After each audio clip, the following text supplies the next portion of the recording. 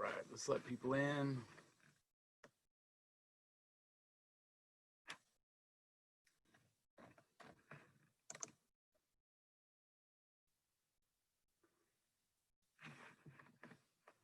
All right, y'all, how we doing?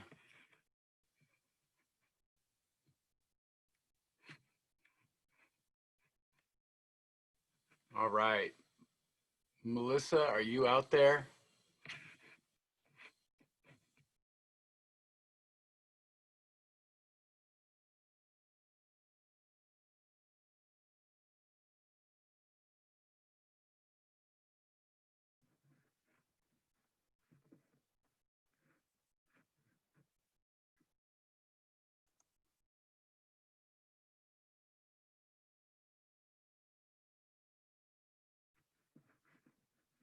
Thanks for joining, y'all. Just waiting for our guest to arrive.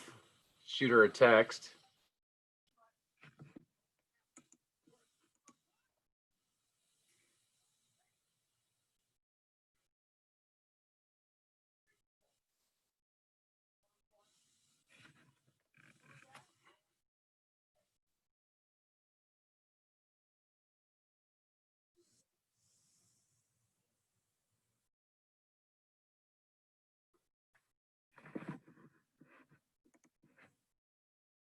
All right, y'all, once again, just kind of waiting for our speaker to arrive.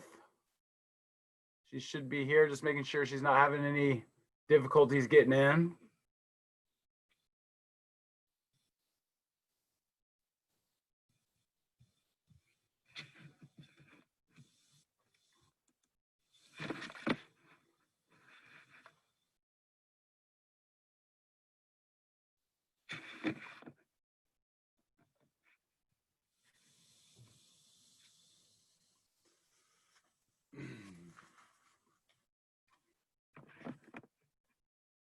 Aha, there she is.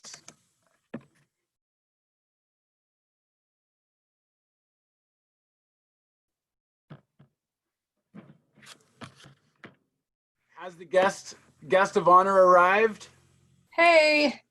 Hey Mel, how you doing? Good. Sorry, I had to update my Zoom. It wouldn't let me. No problem. Thanks for joining us today. Let me get my video. Hi. All right, here's our guest of honor, Dr. Melissa Conley. All right, let me let a few more people in. Thanks all for joining us today. This is day 2 of Life Talks. We're all about nutrition and health today, especially with the thought of, next year being on a tight budget, whatever that might be. We've searched far and wide and found the best to fill us in and provide some insight in the world of nutrition, especially just kind of the concerns and stuff of being a college student and being financially strapped and all this stuff and all the pressures, and how do we navigate that and be healthy. So really excited to bring Dr. Conley in today to chat. Again, if you joined yesterday, we had Congressman Derek Kilmer. Tomorrow, we're going to go into the financial world and speak with a guy I'm quite familiar with, Mr. Bim Prince, my father, who's a financial advisor. So a lot of good stuff coming tomorrow. So whether you're live with us today, think of questions, or if you're watching this later on YouTube or something like that, thanks for joining us. Melissa, Dr. Conley, thanks for joining us too. What's up? Yeah, no problem. All right, well, thanks for the intro, Jared. I will just jump in then, if you guys are ready. So when Jared, or Mr. Prince, asked me to talk today, I was really excited about the idea of this whole theme of life talks, because there's a lot of nutrition information that's readily available, and that's pretty easy to find. But when you enter the real world and you're on your own, like you soon will be, there's some things that you won't necessarily learn or have access to as easily or learn in your classes that I have gained understanding or experience from over the years in my background. So I'm really excited to share this with you. I teach grad students at both the medical school and at Bastyr. I teach them all about nutrition. So I know and I learn, and I'm still thinking and teaching a lot about the details of nutrition. But none of them are important or matter if you can't implement them into your life. Okay, so that was my theme for today. Okay, you gotta let me share my screen. Let's see here, share screen. It says host disabled, attendee screen sharing. Oh, there we go, okay.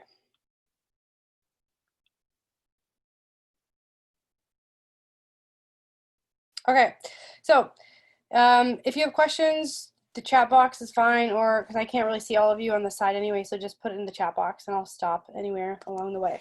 So like I was saying, you look at this picture, you can find this on the internet. We basically all have a basic understanding of what's a healthy diet, or more of a whole food-based diet, okay? But what's just as important, if not more important, is how you think about food, your process, your relationship with food, and things like, do you enjoy making your food? Do you enjoy actually eating the food that you're eating, right? Are you forcing yourself to eat certain foods that you think are healthy or not? Are you enjoying the people that you're around or eating food with, right? Or eating by yourself or in the car? And being okay with eating a less than perfect meal, whether that's what it looks like when you take a picture of it or what it looks like or what it actually is. Just being okay with something less than perfection.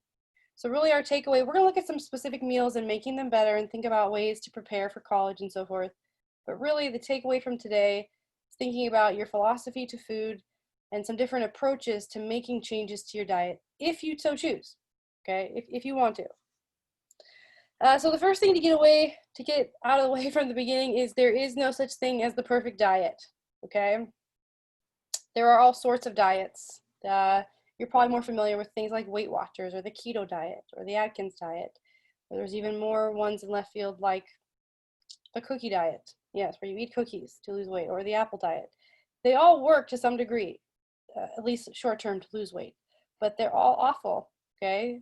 They're all painful. There's a variety of reasons, but they usually fall into one of three categories. You can't stick to the diet, okay? Diets are very difficult to stick to. Think about something you've tried to change in your life in the past week or year and how difficult that's been. Any small to big thing. It takes a lot of time to make a change, okay? Or maybe you do stick to it, okay? But that's also awful because you risk of disordered eating or losing other parts of your life, like social aspects, going out, wherever you're going to school next, trying a new restaurant, going on a date, try this food. No, I can't do that. You have the risk of disordered eating. Or maybe you follow it for a while and then you can't sustain it like most people. And then you think you're a failed as a person and you failed at life. And then you try another diet and the cycle continues, okay? So when you're thinking about food as you move on to your own house or room or whatever situation you have after school, your goal is to be able to eat meals in a variety of different settings, wherever you are, enjoy those meals without thinking too much about what you're eating. That's the goal, okay? The goal is what is not the goal. The goal is not to be thinking, typing in everything you're eating, measuring your calories, your ounces, thinking about and analyzing every single meal you're eating in the next meal. That's not the goal, okay? Now, the other bullet point I put as a reminder is nothing that you eat over a short-term span will mean much for your health long-term, okay? You might have a bad couple days. That's fine. Your body will survive. You might eat great for 2 days. Unfortunately, that doesn't mean anything either, okay? What will reflect something in your health is your long-term habits. Okay, meal plans or diet. They're not real life, okay? For instance, you have pro athletes, okay? Or maybe a bodybuilder. So you're thinking about someone who makes money from either their athletic skill or their bodies. They use meal plans to prepare to train or perform or compete, okay? This is what it might look like, something they might eat. In the left here, you see a prescribed meal. 1/4 cup of oats, 3 ounces of turkey, 5 almonds, an omega-3 supplement. The problem is that people don't eat in ounces of things, or you don't refer to food by nutrients like omega-3 fatty acids. Instead, in real life, you encounter real foods on the right here. Burgers, burritos, pasta, sandwiches, stews, cereal. These are the sorts of things you're actually encountering. So how do you reconcile these two things, right? Well, the bottom line is if you want to eat better, you don't have to be weird. You don't have to get weird about things to eat better. You don't have to measure everything. You don't have to weigh or count out your almonds. The first question you ask yourself, is somebody paying me to do this? If the answer is probably no, then you don't need this kind of approach on the left, okay? You just need to think about what you're already eating, what your current habits are, and how you could make them a little bit better, okay? Just a little bit better. The way of thinking about it is food quality as a spectrum. So you have to shadow your idea of good and bad foods. Now that statement takes a long time. Butter is a great example. Butter, it took me probably 2 years before I could just enjoy butter without thinking butter is bad, okay? This is ingrained in us. Over time, you start to think of food quality as a spectrum, okay? You can even think of it as a game, okay? You have a certain meal. We'll look at some meals in a second here. You play a game, how can I make this meal just a little bit better in every situation? And then you start to figure out what situations are easier or harder.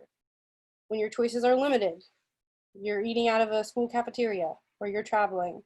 How can you shoot for just a little bit better while maintaining being realistic or not being perfectionistic, okay? Again, the frame of mind here, small changes and improvements to what you're already doing one step at a time. This is sustained change. So I thought I'd look at some examples, some real life examples to work through some different stages. I stole this from a guy named John Berardi, and his company is Precision Nutrition, and he thinks a lot about, I have him listed as a resource at the end of this talk, and he thinks a lot about how to take nutrition information and translate that into change. He does a really nice job. And he separates things into stages. And I really like this introduction. So I'm going to share this with you, and then I'll work through some examples. So if you want to make a change, we're thinking small and manageable, okay? So let's look at what that food spectrum might look like in daily life. And then we'll look at a sample day of eating. We'll look at breakfast and lunch, okay? So we'll start with breakfast. Here's stage 1, okay? A whipped cream, some sort of frappuccino drink, a chocolate croissant, or whatever your preferred pastry is. It's a drive-through situation. You eat it in the car to wherever you're going. Okay, maybe you're walking to class, maybe you eat it in class. This is your starting point, stage 1. It's not bad. Okay, more. Maybe you don't feel good. Maybe your stomach hurts after you eat it. Maybe you're still hungry when you go to your next part of your day. Maybe you're spilling food on yourself and you're trying to get to class and you're ruining your shirt. I need to figure this out. I don't like this situation. Whatever it is, your game is now, how can I improve my breakfast just a little bit? Starting with what you already have, just stage 1. Okay, so what would stage 2 look like? Stage 2, what's your opening move? Well, maybe you might replace the croissant with something whole grain, a muffin, wherever you go. Maybe you might try a coffee with sugar and cream instead of your dessert in a cup drink, right? Maybe I'll find an alternative. Maybe before I leave my dorm, I'm going to grab a yogurt cup and bring it with me from home to class so I have more protein in my breakfast, right? Now, you're still rushed, you're still busy, you might still be eating in class, but this is a solid start. Well done, you made it to stage 2. Okay. Now, let's say that you're working in stage 2 and you want to make an additional step. Okay, you're pretty comfortable here.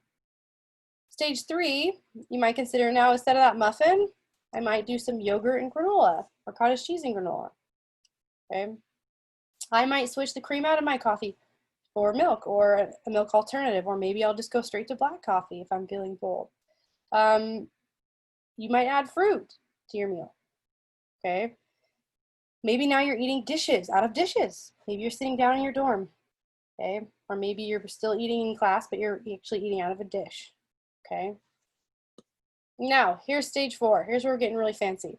And I'm kind of being dramatic for a reason. Let's say you have an egg frittata with veggies. So it's a little quiche that you made on your food prep day. So you wake up extra early. You enjoy yourself. You grab it out of the fridge and warm it up. You're not rushing or panicking. You're sitting down and enjoying your egg frittata. You don't need coffee anymore. You decide to trade it because it makes you feel either, makes you feel a little jittery, or you feel a crash later in the day. You decide to try green tea. okay? Now you're eating mostly protein and veggies. That's great. You're even experimenting. Maybe I like lemon water now, okay? You're eating mindfully relaxed. I'm being funny here, but what's watching the sunrise? The point is stage 4 is very idealistic, right? And that's what it should be, okay? These are some different ways of thinking about stages through moving through breakfast, okay? Now, I want to do the same thing with lunch real quick. If I'm going too fast, just tell me. Stage 1 of lunch, what would that look like? Sitting down? No. Do I eat slow? No, that's me. I eat really fast. I'm going to grab a burger or something fast. I'll eat it in the car or walking or on the bus or wherever I'm going, okay? Now, what would stage 2 look like? Well, progress. I'm going to get a burger from somewhere I know that they're using actually real meat, quality meat. I might have to even get a side salad with the burger, maybe. I might switch to a diet soda instead of all the sugar in the regular soda. I might not eat in my car, but I might eat while I'm doing my schoolwork, or I might eat in class again, but I'm not eating while I'm walking or in the car. That's still progress. What would stage 3 look like? Well, you started doing some food prep. Okay, you're preparing for the week. You made your own burgers in advance. They're cooked in the fridge. You take it with you. I said work. I should have said school or school. Maybe you have your own cheese, whole grain buns from when you went shopping at the grocery store. You take your homemade burger and your fixings, take it to work or school. Now you can have your own homemade meal. You actually decide to eat in the lunchroom, socialize with your peers. You slow down, you're digesting, you're enjoying yourself. You might still grab a Diet Cola from the vending machine or a dessert to wash it down, but again, progress. Now let's look at our ideal stage 4. You're still having the burger, but now you've decided to drop the bun. Okay, you have a nice salad that you also prepped earlier in the week. You don't eat at your desk or your school desk or in your little office space or in class. You take a break. You get outside. You enjoy your fresh air. You're just drinking water. Again, this would be the ideal stage, right? Now, the reason I walk through some of these is to prove a point, okay? Living a healthy life doesn't require perfection. None of us are ever always in stage 4, okay? Neither should we always be in stage 4. If you're at stage 1, you're aiming for stage 2, maybe stage 1.5. If you're in stage 2, maybe think about getting to stage 3 in a certain meal. If you're in stage 3, congrats, you're doing better than me. Share with me what you're doing and how you're doing it, okay? You might never be in stage 4, or maybe it only happens when you have extra time. Maybe it's only on Sunday night. Maybe the rest of your week is a mix of stage 1, 2, and 3 if you're lucky, but that's okay. This progress is a continuum that depends on what you need, what you want, and what you can do right now, okay? But over time, things will change, okay? You just have to play your game. So there are some ways to make it easier to make healthy eating more convenient, okay?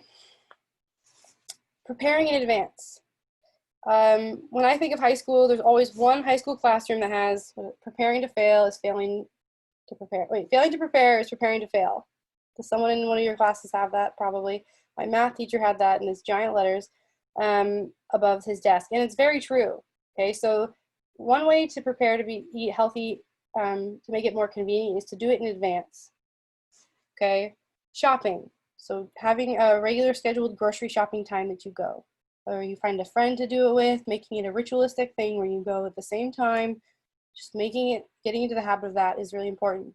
Especially when you start school, when you're first starting something new, that's when you'll establish your first habits. Wherever you go after this summer, when you start off fresh, that's your best chance to start a new habit, okay? Menu and meal planning, sitting down and thinking about what you're gonna eat during the week. This might come more when you start making your own meals and thinking about what you like and don't like or what works for you. Thinking ahead and knowing what you're gonna make for the week makes it a lot easier when it comes down to choosing what to eat. You've already planned it ahead of time, not when you're hungry or rushed. Washing, preparing things. When you get things from the store, you come home, you wash, you cut them up, you prepare them so that when you need to cook with them, they're ready to go. You're more likely to use them when they're already washed and ready to use. Pre-preparing your proteins, whatever they are. If it's chicken, it's beans, beef, having those cooked up. When you do make your meal, if they're already cooked, you're more likely, again, to incorporate them into your meal. Cooking meals in bulk is a great one. making double the batch of whatever you're making. You can either freeze it or put it in the fridge. A classic one is making a very large dinner and using those dinners for leftovers the next day. That's just your go-to lunch. It's easy, it's made. But that also goes for things like stews and so forth.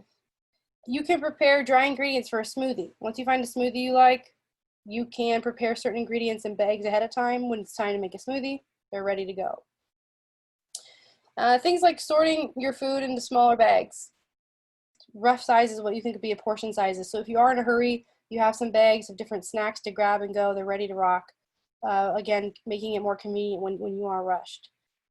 Planning meals that someone else cooks. So when you go to a restaurant, obviously you're trying out new restaurants and going places with your friends. Check out the menu before you go. Once you get there and you're distracted and you're influenced by other people, it changes your decision-making processes. Look at the menu ahead of time, have a general idea of what you might want to eat, and then when you get there, that's done. You can just enjoy yourself. Again, planning ahead, looking at strategies when you know things are coming up. Busy finals week, a midweek, midterm week, I'm traveling, I'm going home, there's family stress. Being aware of things that are happening allows you to prepare, knowing that you'll be even extra prepared to take care of your own health by feeding yourself well, okay? So when you do stuff like this, it makes making decisions a little bit easier because you've done the preparing, okay?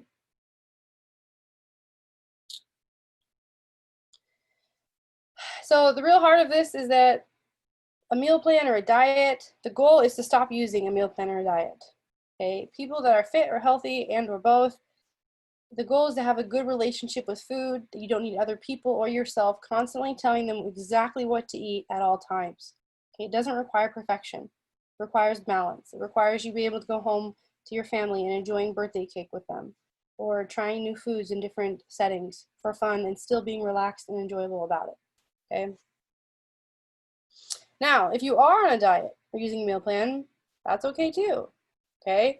Some people like that prescription, especially I think of diets as terms of short-term goals. If you're cutting weight for a sport, wrestling, if you're pregnant and you need to maintain nutrients or you have a specific performance, but keep it short-lived.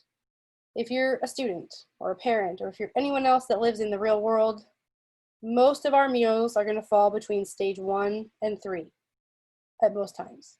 That's perfectly okay. And again, you're just experimenting with getting a little better wherever you can. Remember that there's always trade-offs for all goals. If your goal is to achieve a high level of performance or some sort of exceptional body composition, you have to understand what you're prioritizing and sacrificing. You have to be prepared to show up to the birthday party carrying your Ziploc bag of grilled chicken, broccoli, okay, and eating that. I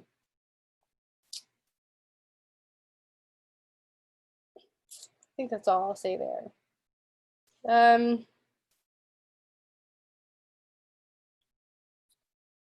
If you are on a diet and you start to feel things like overwhelmed, anxious, bad, basically any negative emotion, or you're preoccupied with food, constantly thinking about your food, if you find yourself falling off of your prescribed diet very quickly, becoming obsessed or restricting major food groups, it's probably time to consider another approach. Again, our goal is to ultimately enjoy ourselves and not be overthinking about our food, okay?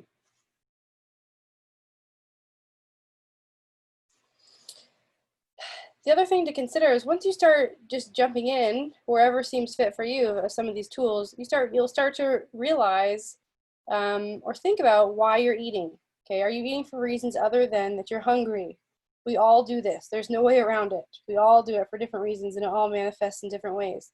But becoming more aware of how it specifically affects you will only make you better, okay? So when you think about emotional eating, you're thinking about it as a way of dealing with your feelings. And most of us are pretty aware of it, but maybe not. But you can start thinking about why you're eating. Is it because you're hungry? Are you sad? Are you having a strong craving? Are you just bored? Is it actually mealtime? Are you just around a group of people that are eating, so you're eating, so you're socializing? Becoming more aware of our emotional eating will also tell us more about reflective of where we're at with our relationship with food, okay? Now, related to that, you got to get motivated. There's these different stages you work through. So first you're going to identify which stage you're in each of your meals. We'll talk about specifically how you implement that in a minute. but you need to get motivated.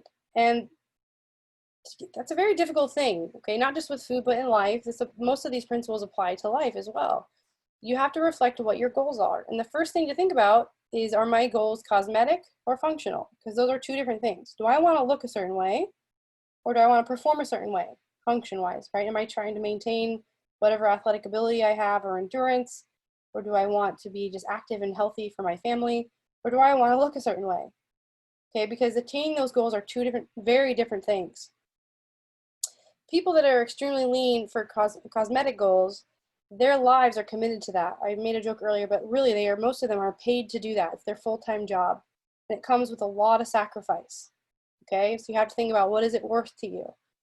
And the way, though, most of us fall hopefully into the functional goal. I mean, obviously all of us want to cosmetically feel confident at some level with our physique, but also functionally. We want to be healthy, okay? In terms of motivating yourself, there's two types of basic motivation that can be further broken down, but you're thinking of intrinsic versus extrinsic motivation. So extrinsic motivation is motivated by external things, money, acknowledgement, awards, recognition. Intrinsic motivation is relying more on someone's internal values, okay, and the reward of feeling good about something they're doing. Now, when you're motivated by intrinsic factors, those changes are more likely to stick, okay, versus extrinsic factors. A great example is, one of my favorite examples I love talking about is, I read a story years ago, I think in the New York Times, but a man was trying to lose weight. He was morbidly obese for many years, and he couldn't lose weight. His teenage daughter turned out to have a fatal condition, and she needed a kidney replaced to survive. She lost both of her kidneys, and he was someone that could donate a kidney, but he had to lose 100 pounds. Well, guess what? In a little over a year, he lost 100 pounds. He was intrinsically motivated to feel good, to achieve something for his daughter. It wasn't about looking good or something for himself. He wanted to help his daughter, and he was able to make a change.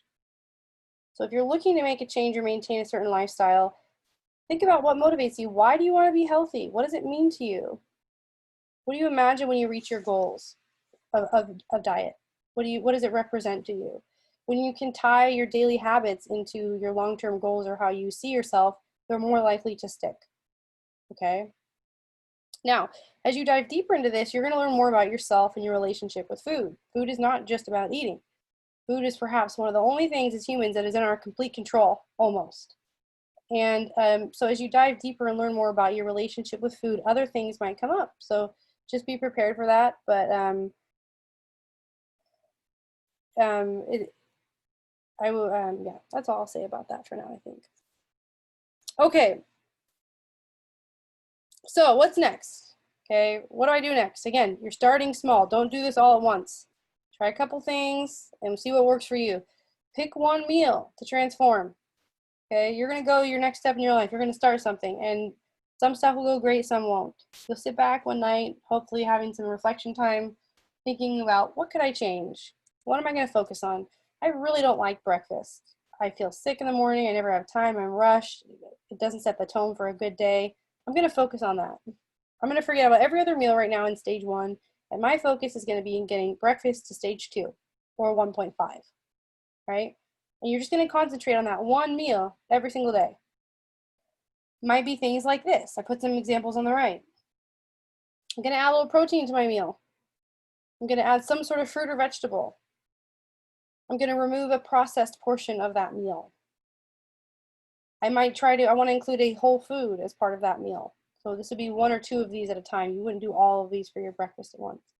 I'll drink less alcohol, hopefully not part of your breakfast plan already, or a few sweet drinks. I'm going to drink more water. I'm going to be more relaxed or more mindful about what I'm eating and sit and be intentional when I'm eating my breakfast. Okay? So again, you're picking 1 or 2 of these things, and that's your goal. So let's say you've done that. You've improved breakfast, okay? Up to stage 2 or maybe even 3. Maybe you move on to another meal. What's next? What's the next priority for you? Is it snacks or lunch or dinner? Or maybe you improved protein in your breakfast. I'm going to now incorporate another portion of breakfast. I want to remove the processed part, or I want to remove how much juice I'm drinking and incorporate water. Okay.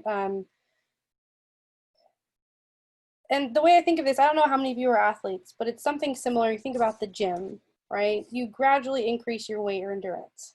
There is never anyone in the history of the planet that has gone to the gym and gained strength or endurance substantially in a week.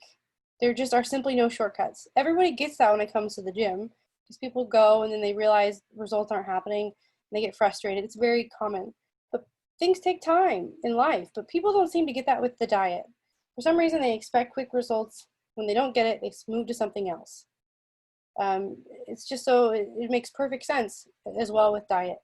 Anything that's worthwhile doing will take an extended period of time of intentional, slow building, right? In the gym, you slowly increase your weight. You start with 5 pounds and 7, then 10. It's the same thing with diet, okay? But over a year at the gym, you look back, now you're deadlifting 200 or 300 pounds. Okay, you've come a long way and you can measure that. Same thing with food. You might look back at the end of a year and now you're in stage 2, 2.5 on all of your meals. You might have started out at stage 1. Okay, so just being patient with yourselves as you add things slowly, but also how you're measuring your progress. And related to that, also be paying attention to what makes it easier or simpler for you to eat better. Okay, what's working for you, what's not. This is all trial and error. You're doing what works for you, what's reasonable for wherever you're at in your life. Figure out what's working. You might try some things that just don't work for you. The food prep thing doesn't work. These little baggies, I hate putting things in Ziploc bags. I don't like it. I think things taste plasticky and weird. Find something else that works, okay? Is meal planning helping you? How could I do more of that? Could I have a friend do this with me that I could chat about this with? Could I write down a journal, keep a journal of what's going on with my food? Start tracking what I'm eating, or even just think about how I'm feeling when I'm eating or what's important to me related to food. Is that helping? Do more of that. If I set aside a day during the week to prep some proteins, is that going to help me? Have I noticed that usually helps me translate into my daily life with school once the school week hits? It's great. Do more of that. There's no right way to do it. Okay, you have to just do what works for you. Okay. And I just say this because, I mean, it's so easy to access information, or you can Google, 5 ingredient recipes, or eat for $6 a day and under. There's so much access to information right now. I feel like the gap missing is the understanding of how to use that information in your real life, but also how to measure your success. So that was kind of my focus. That's all I had. Does anyone have any questions about anything I talked about?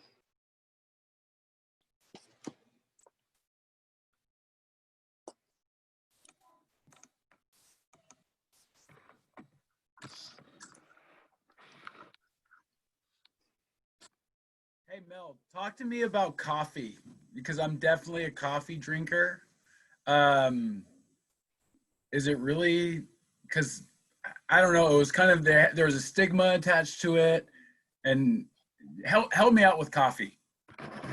Yeah, I drink coffee too, and some people find negative effects to coffee for depending if as you get older you have more health issues. But honestly, consistently across most research across different disease states, coffee appears to be beneficial. Up to 4 to 5 cups a day seems to be beneficial. There is an exception. There's filtered coffee versus unfiltered. So if you took like a paper filter and you brew coffee and then you put it into the filter, that will catch certain oils in the coffee.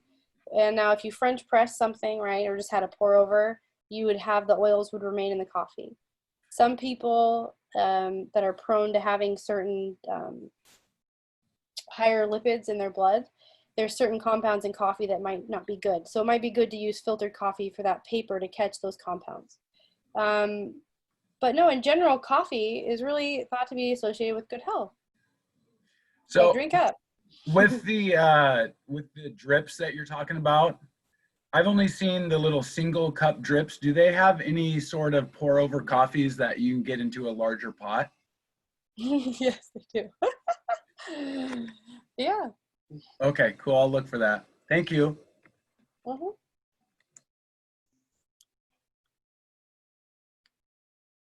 Does anyone else have any questions? It doesn't even have to be what I talked about. If you have any other nutrition questions. I have a question about shopping. Yeah. When you go to the grocery store, where are you shopping? Because it's really hard, I think, to find things that aren't processed and everything, and it's hard, unless you're meal planning, it's really hard to go shopping, I guess, and everything. Do you have any tips for that? Do you find it hard to go shopping? I think not necessarily hard to go shopping, but hard to buy things that aren't processed and everything. It's really easy to grab things from the frozen food aisle and the cracker aisle and everything, but buying stuff that's like fruit and vegetables without just eating it raw, I never really know what to buy. Yeah, so I mean, I fall prey to that all the time. There's weeks that I meal plan versus not. When I'm not planning my meals, I will go to the store and it's like, what do I fancy? What looks good? I grab things. And then half the things I buy I don't even end up cooking with. You throw it away or you do something random with it, right? So I think what you're saying is, yeah, coming to the store with intention. I don't think necessarily buying some of those frozen foods or things are bad, but yeah, I would say the first thing would be is obviously trying not to go to the store when you're hungry, or in a bad mood, because that changes your approach to your eating or your strategies. And I would say the general idea is to stay in the outside of the store. If you notice, when you stay to the outside, that's where you see the things like the meats and the produces and the grains. When you get into the middle, it seems to be the murky area. So that would be my first tip. Some people even like to, depending on personalities, map out their path in the grocery store.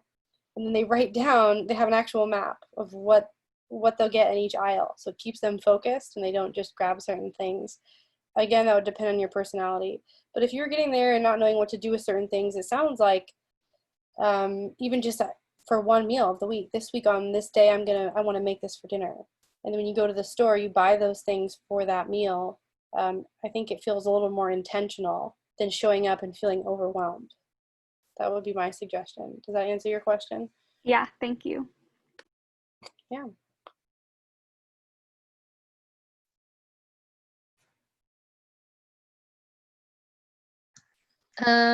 What are your thoughts on intermittent fasting? Like, are there any benefits to it, or is it just not good? Yeah, so I'm glad you brought that up. So Samantha, do you go by Sam? I go by Sam, yeah. Sam, okay. So you guys might have heard of this. I'm sure you have. So there's different definitions of intermittent fasting. Some people go by the definition of I'll wake up and I won't eat until noon, 12, right? Some people will say intermittent fasting is 2 or 3 days at a time, I'll fast. And there's been some research, so people come together and they'll grab a group of people and they'll formally test them. They'll have different groups of people and they'll say, you're going to fast for this amount of time. You're just going to sit and eat your normal things. And we're going to look at what happens to you both. Is there any benefit or negative effect to intermittent fasting? Okay. And then they've done that in healthy people, and they've done that with people with different diseases, like cancer, heart disease, and seen what the effect is of fasting. The short answer is there's no clue. There's absolutely no clue what it does. In some very specific contexts, it seems to be beneficial for people, and for some other people, it seems to be a really negative thing. Your body seems to be designed in a way that to not fast for that long. I always make the joke, but breakfast is called breaking the fast. I say you fast every night when you sleep, right? And you wake up and you are technically in a fasting state. So the idea is extending that fast. Is it healthy? I'll never imagine an answer where there'll be a broad sweeping yes. For some people, maybe. So that would be a very personal question. Currently, for a general recommendation, I would not recommend it. Particularly if you're going on to be a student or performing in some sort of sport, and you want to get your mornings going, you want to be fueled and awake and energized and ready to go. But I wouldn't be convinced by what's currently known to find any positive benefit from fasting past what you're already doing at night when you sleep. Okay, thank you. Yeah.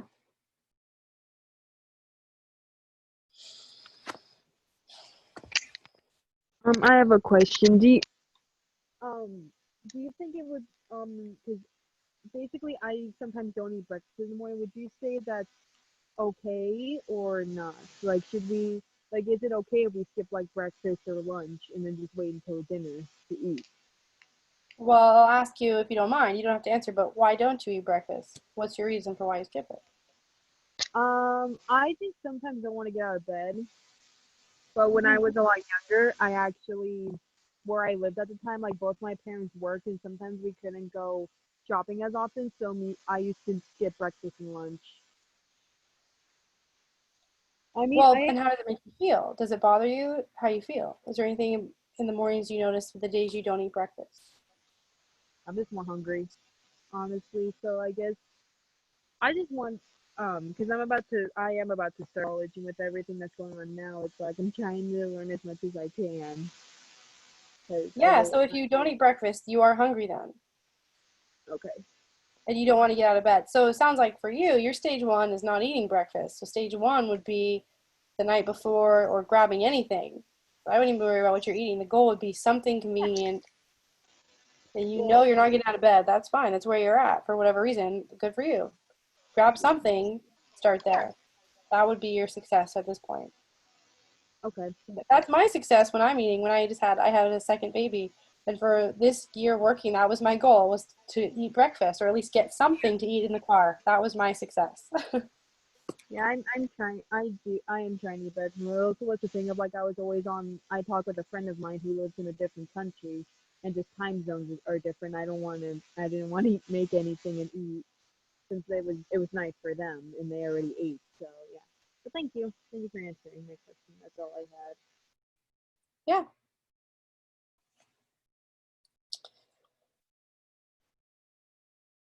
Any other questions?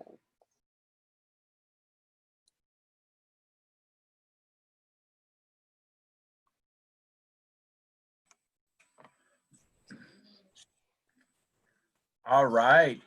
If there's no further questions, um, we'll bring this to a close. I'd like to thank Dr. Conley for coming today and speaking with us. Dr. Conley, I know you've given me a lot to think about. A few things that I'm gonna do, just like implementation wise, just in my own life, is include some more fruits and veggies. I think that's a step one for me. I hope we're all thinking about like what are minor singular things, intentional steps that we can take to just make smarter, healthier decisions in our lives. So thank you so much for all that you've brought and the info that you've given us today. I really appreciate it. Yeah, no problem. Anytime.